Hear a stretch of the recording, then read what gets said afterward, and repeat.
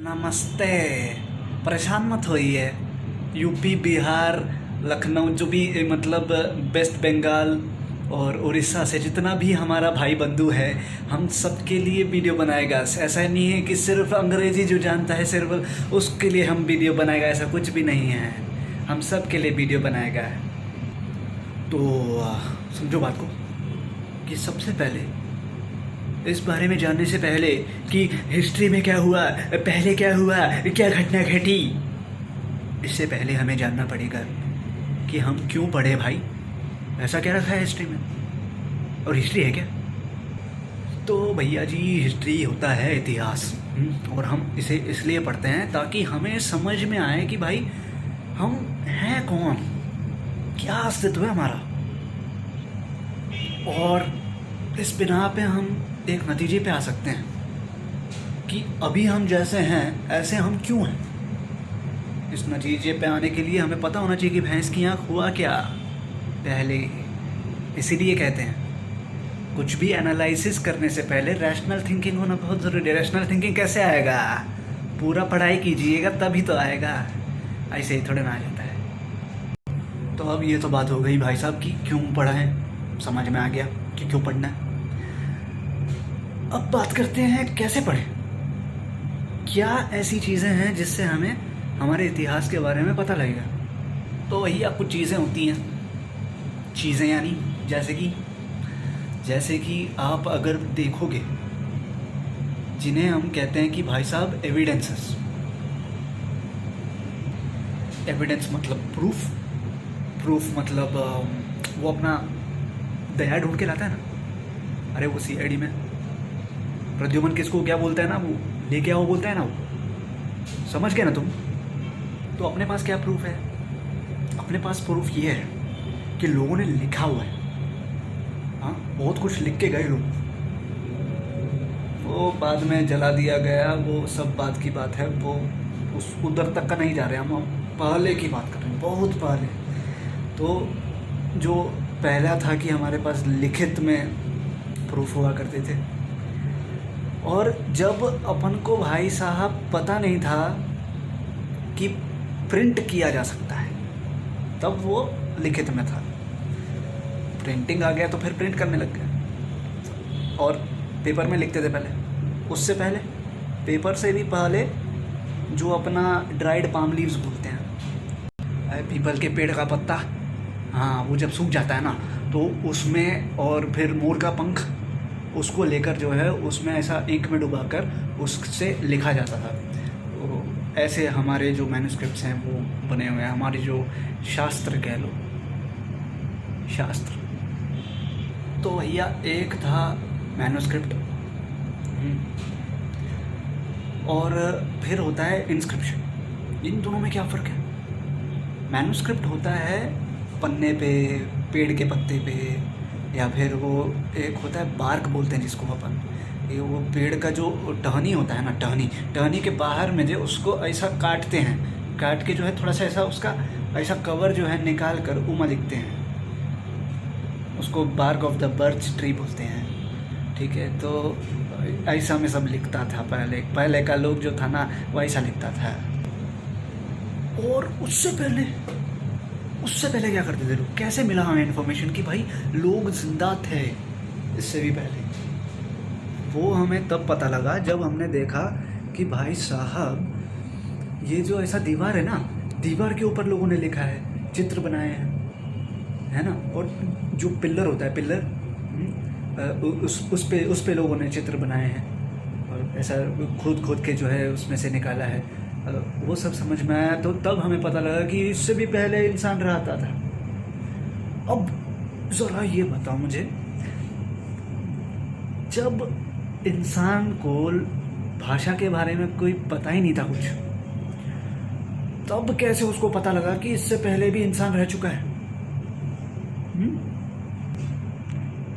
तो दरअसल क्या हुआ था, मैं बताता हूँ, इत्मीनान से सुनो, आराम से।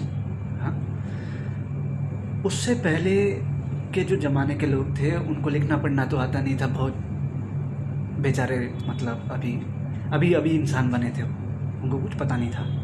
तो वो लोग क्या करते थे, वो लोग जो है अपना टूल बनाते थे, अपना यंत्र बनाते थे, कोई चीज़ जो इस्तेमाल किया जाता था ना, तो उसको जो है धरती में से उखाड़ उखाड़ कर जो है हमारे वैज्ञानिक लोग सबों को देखकर जो है पता लगाया कि हाँ भाई, इससे पहले भी इंसान रहता था। अब ये वैज्ञानिक है कौन, ये कहाँ से आते हैं, इनकी बात हम क्यों माने?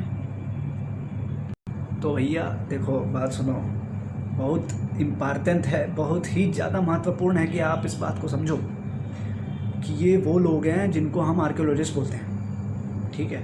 और इनका काम होता है कि तथ्यों को उजागर करवाना, ये निकाल के दिखाते हैं कि भाई साहब ये है प्रूफ, इस बिना पे हम ये बात कह रहे हैं ऐसा।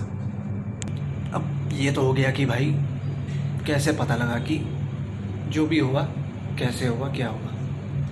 अब बारी है कि भाई साहब हुआ क्या, कि ये इतिहास क्या है, क्या रहा हमारा इतिहास।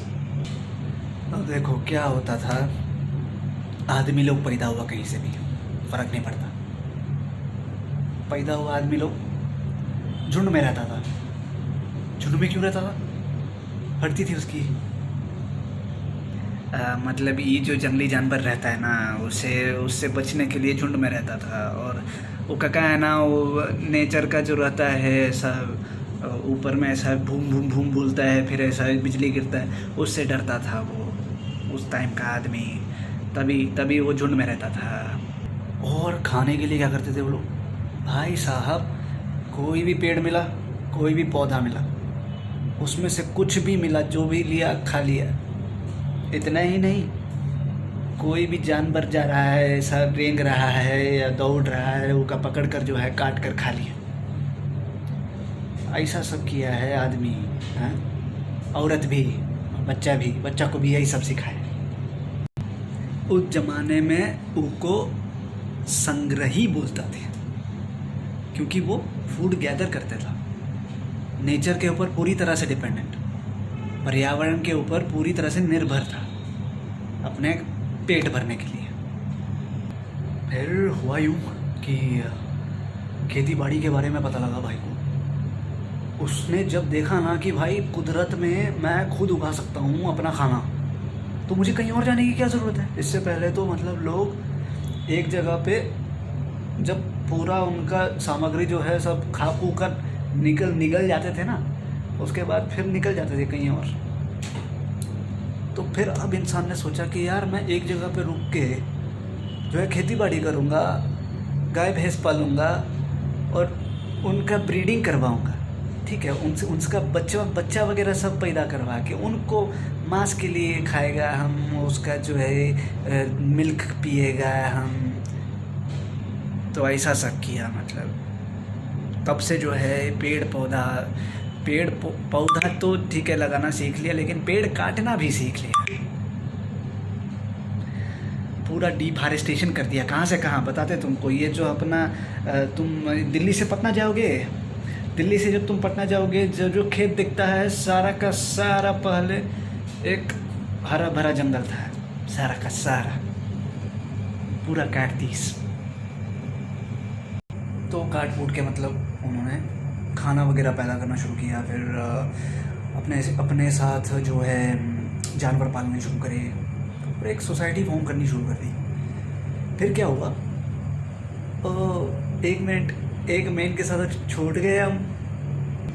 तो ये हम बात कर रहे थे दिल्ली और पटना के बारे में, पर यहाँ तक लोग पहुँचे कैसे, ये बात तो इम्पोर्टेंट है यार, है ना।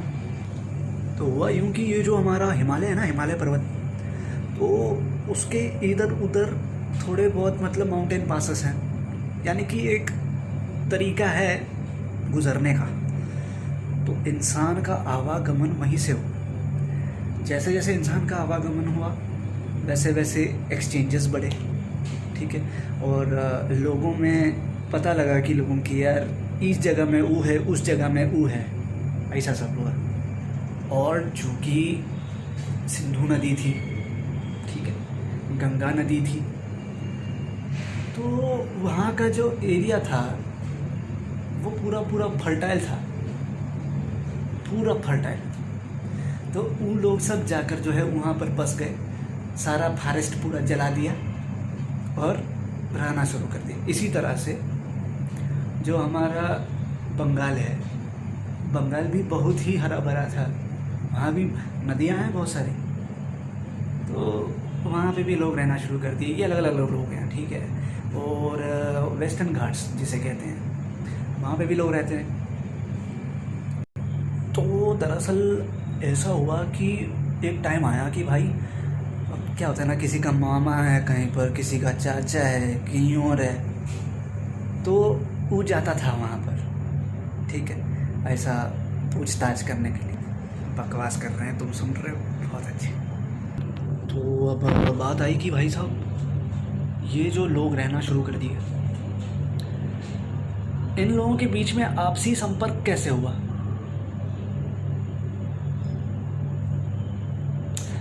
ये जो बच्चे बकरा वगैरह सब चराने को ले जाते थे ना लोग, हाँ, उन लोगों ने शुरू किया एक जगह से दूसरा जगह जाना, और जैसे जैसे वो गए वैसे वैसे भाषाएं जो है इंटरमिक्स हो गई। तो अब भाषाएं मतलब एक दूसरे के साथ में इंटरचेंज होने लग गए। तो इस तरह से जो है कल्चर्स फॉर्म हैं, और मतलब वहाँ पे तरह तरह के लोग एक पर्टिकुलर जगह पर जो है जाना शुरू कर दिए। और आप देखेंगे जहाँ पे लोगों का आवागमन ज़्यादा है, जहाँ पे ट्रेड ज़्यादा है, जहाँ पे ट्रेड रूट्स हैं, वहाँ पे बदलाव ज़्यादा है। और जहाँ पे कम है ऐसा सब, वहाँ पे आज भी संस्कृति का वास होता है। ये पूछिएगा कभी अपने घर में जाकर, जब पूछिएगा अपने मम्मी पापा को, तो हर कल्चर बहुत अच्छा है। तो इतना ही था, बाकी बातें कल करते हैं, ठीक है। अभी के लिए नमस्कार, शब्बा खैर। बाकी लाइक कर दो, है ना, कमेंट भी छोड़ दो, और सब्सक्राइब भी कर लेना, स्टार बनने वाले हम, ठीक है। अभी मौका है।